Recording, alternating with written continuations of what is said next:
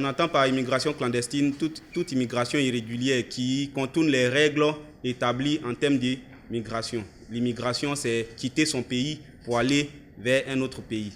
Et aujourd'hui, la jeunesse vraiment est au cœur de ce périple d'abord qui est devenu un péril pour toute la jeunesse africaine parce qu'on est en quête d'un mieux-être. J'ai tendance à dire, quand la viande est en putréfaction, très souvent, on reproche aux chiens de s'approcher de trop près de cette viande-là. Mais on a tendance à oublier que c'est parce que ça appuie aussi que le chien s'approche. Donc, entre ceux qui prennent le chemin de la mer pour cette aventure-là et ceux qui sont censés diriger cette jeunesse-là afin qu'elle évite cela, je pense que les responsabilités sont partagées. On ne va pas accuser qui que ce soit, on va simplement essayer de présenter les causes, les conséquences et, si possible, quelques solutions envisageables pour remédier à ce phénomène-là, ce fléau-là. Toutefois, vous devez savoir déjà que on va pas, même s'il peut avoir quand même quelques conséquences positives, on ne va pas vraiment faire l'apologie de ce phénomène-là. Parce que quand vous prenez, par exemple, Ngannou qui est aujourd'hui ce grand boxeur, bon, malheureusement, il a pris la voie clandestine. Cela lui a souri, mais si on s'en tient aux chiffres, combien de Ngannou ont péri, n'est-ce pas, dans la mer? Ça, on ne le saura jamais.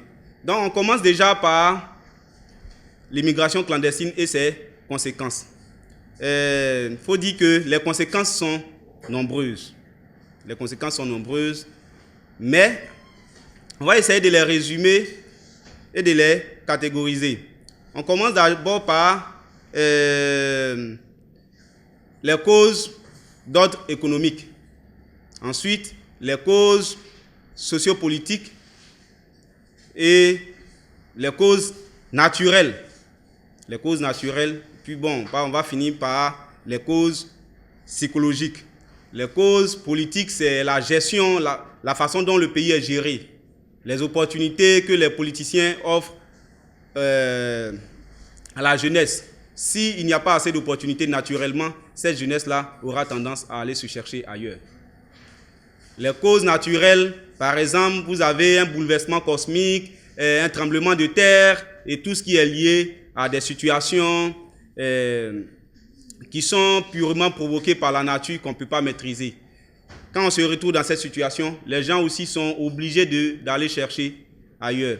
Du point de vue économique, quand des gens ont la bourse totalement réduite et qu'ils arrivent difficilement à s'assurer un repas par jour, naturellement, ces personnes-là auront tendance à vouloir chercher asile ailleurs pour pouvoir, n'est-ce pas, combler ce vide alimentaire et peut-être se repositionner socialement.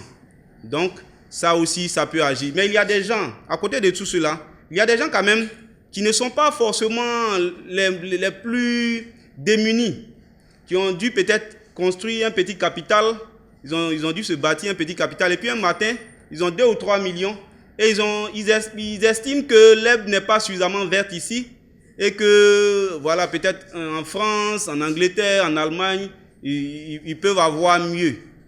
À partir de ce moment-là, ils peuvent aussi se présenter comme candidats à l'immigration clandestine. Généralement, ces personnes-là, c'est des raisons purement psychologiques parce que quand tu leur demandes pourquoi elles s'adonnent, ou du moins elles se sont jetées à la mer dans ce cadre-là, elles n'auront pas de réponse précise parce qu'elles ont envie de découvrir ce qui se passe ailleurs. Ils leur ont vanté la vie en Occident, la vie en Orient, en Amérique. Donc, c'est juste une pression psychologique qui les pousse à aller découvrir autre chose ailleurs.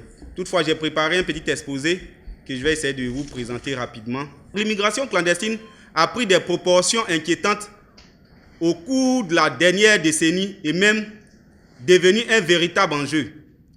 Plus qu'une immigration, on assiste à un suicide collectif de milliers de jeunes issus de l'Afrique subsaharienne fuyant leur terre natale.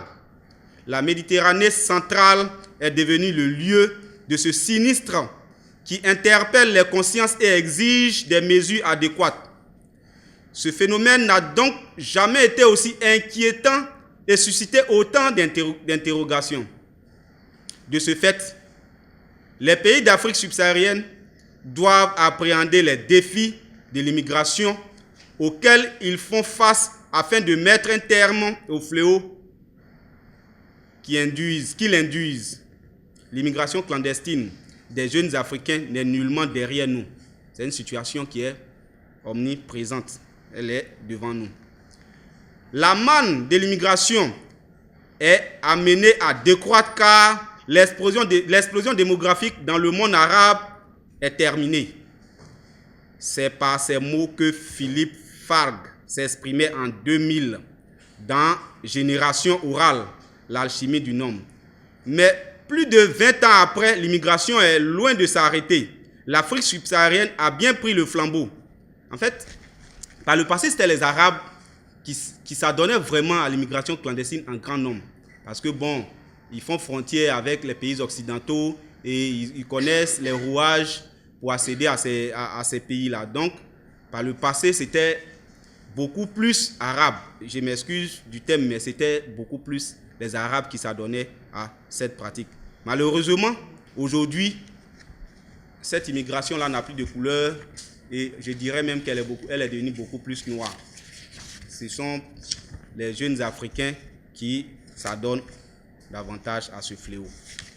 On va y aller un peu rapidement.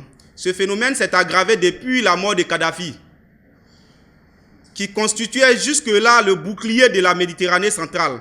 Cette situation nous interpelle tous et exige des mesures idoines pour y mettre fin.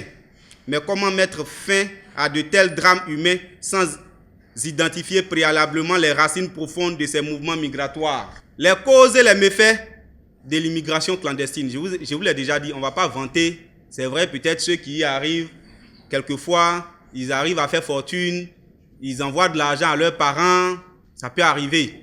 Mais encore faut-il arriver là-bas pour pouvoir le faire. Donc on n'est pas ici pour vanter ce phénomène qui a fait tant de mal à l'Afrique. Quand des milliers de jeunes meurent dans la Méditerranée, que par hasard, sur peut-être 100 000, un seul a pu s'en sortir et qu'il est devenu grand boxeur, bon, franchement, son cas-là ne devait pas faire un cas d'école. Les causes et les méfaits de l'immigration clandestine. L'immigration clandestine trouve ses origines aussi bien dans les pays de départ que dans les pays d'accueil. Dans les pays de départ, les difficultés économiques, les crises politiques sans fin rendent des conditions de vie précaires et insoutenables. Comment des hommes ne fuiraient-ils pas des pays comme la Somalie ou encore le Soudan du Sud, où la guerre et la famine sont le quotidien des gens? L'organisation non gouvernementale Action contre la faim estime que plus de 4,9 millions de personnes sont touchées par la famine au Soudan du Sud, soit 42% de la population. Ces problèmes économiques et politiques se complexifient avec la pression démographique qui entraîne indubitablement le chômage. Les statistiques montrent par exemple que d'ici 2050, le Nigeria dépassera 400 millions d'habitants. Quel défi pour un pays dont le développement économique ne suit pas la même courbe que la croissance démographique? Tous ces facteurs ne peuvent que pousser les jeunes à quitter leur pays d'origine à la recherche d'une terre promise. Hélas, ce sont ces hommes contraints de fuir leur terre natale qu'on retrouve morts ou à bout de souffle au large des côtes libyennes. Ce faisant, l'Afrique subsaharienne se vide de ses forces vives et de sa main-d'œuvre qualifiée. Le corollaire étant de continuer à freiner son développement et la maintenir dans la pauvreté. Le 26 octobre 2016, William Spandler, porte-parole du Haut Commissariat des Nations Unies pour les réfugiés, a annoncé le chiffre record de 3 800 migrants morts en Méditerranée en 2016. Au demeurant, il est à noter que la crise migratoire a connu des facteurs aggravants. Ces facteurs sont dus au système international libéral établi et nourri par les États développés au milieu du XXe siècle.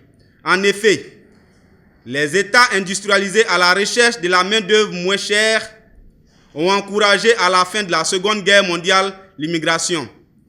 James Holyfield disait à ce propos que les conditions politiques dans les pays d'accueil qui sont des conditions suffisantes pour que l'immigration continue, sont en pleine évolution. Ces conditions suffisantes pour l'immigration, étroitement liées aux institutions et aux lois de l'État libéral, vont persister selon toute vraisemblance.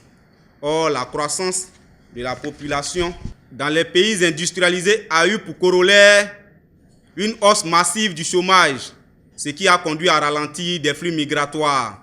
Désormais, c'est donc dans la clandestinité que les nécessiteux des pays à très faible revenu ou en perpétuelle crise politique sont obligés de rejoindre l'Europe. Ils sont des milliers à braver la mer, une mer qui dévore sans pitié. Assurément, nous vivons dans un monde où la sédentarité s'efface. Mais l'interpénétration des peuples devrait se faire dans un cadre légal. Certains ressortissants des pays d'Afrique subsaharienne pourraient bénéficier de séjours études dans des pays occidentaux pour profiter de leur savoir-faire technologique. De telles politiques leur permettraient, dès leur retour au pays natal, de mettre en valeur les expertises acquises au profit du développement local. C'est ce que nous pourrions appeler des échanges positifs et qui, à la différence de l'immigration clandestine, sont assurément à encourager. Les pressions migratoires et les chocs culturels sont aussi perçus par les experts comme l'un des facteurs majeurs des crises internationales, voire des conflits. La pression migratoire et son lot de diversité culturelle posent d'énormes défis d'intégration. Par conséquent, ce phénomène débouche souvent sur des affrontements de populations qui ont du mal à accepter cette situation.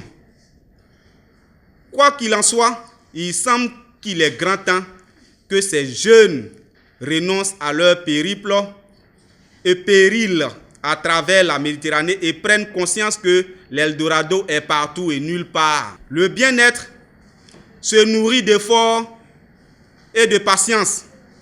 Alors, comment mettre fin à ce fléau qui prive les États africains de leur dynamique productive?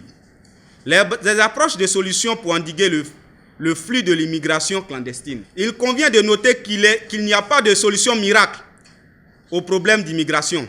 Nous estimons qu'il faudrait une combinaison d'actes bien réfléchis et adaptés à la situation du moment.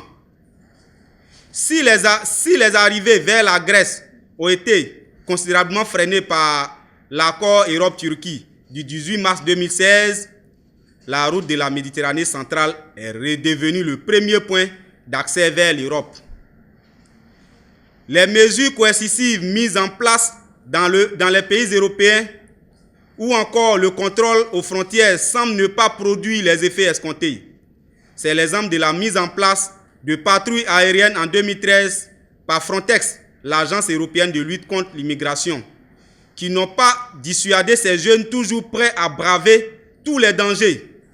En outre, les politiques d'incitation au départ que certains pays européens ont tenté de mettre sur pied sont assez limitées car elles sont liées à la situation économique et au volontariat des migrants. Ces politiques jugées trop coûteuses et basées sur des aides individuelles ne sauraient en tout état de cause être une solution globale. C'est pourquoi, pour qu'un pas soit franchi dans la résolution de ce tragique fléau, il est urgent d'inventer de nouveaux outils d'analyse, d'imaginer des stratégies qui épargneraient à notre humanité de devoir admettre que des milliers de jeunes gens préfèrent perdre leur vie plutôt que de perdre un atome d'espoir. La solution viendra tout d'abord d'une prise de conscience collective des pays africains dans la gestion des problèmes majeurs qui contraignent les jeunes à des prises de risques suicidaires. Il faudrait que ces pays s'inscrivent résolument dans la voie de la bonne gouvernance pour réduire la misère et de facto les crises. Il est de notoriété publique qu'aucun développement n'est possible sans un effort de transparence dans la gestion des affaires de l'État et de lutte contre la corruption. Aussi, un effort collégial entre pays d'origine et pays d'accueil devrait être mené dans la lutte contre l'immigration clandestine. Plus qu'une mafia, ces filières d'immigration clandestine au sud du Sahara vers l'Europe sont des clubs de trafic d'êtres humains. Il est donc nécessaire de comprendre, de connaître les pays d'origine et remonter les filières pour y mettre un terme. Un dialogue sincère devrait être instauré entre les pays européens et les pays de transit, le Maghreb, afin que ces derniers durcissent leur contrôle aux frontières. La Tunisie, par exemple, est un point de passage prisé des subsahariens qui se dirigent vers Lampedusa, au large de la Sicile. L'aide au développement et la lutte contre la pauvreté semblent être la meilleure solution pour lutter durablement contre ce phénomène à la source. Comme le disait Alfred Sauvy, si les richesses ne vont pas vers les hommes, alors les hommes iront naturellement vers les richesses. Jeunes désœuvrés ou diplômés sans emploi, le clandestin est d'abord quelqu'un qui fuit la pauvreté. C'est ainsi celui qui est dans le désespoir et ne s'imagine plus un avenir conforme à ses espérances dans son milieu d'origine. Toutefois, les différents témoignages relèvent que ce ne sont pas toujours les plus pauvres qui immigrent. Ce qui semble remettre de facto en cause l'efficacité de l'aide au développement. Enfin, la limitation des naissances est un message primordial à faire passer évidemment dans les pays africains pour éviter la pression démographique de ces dernières années.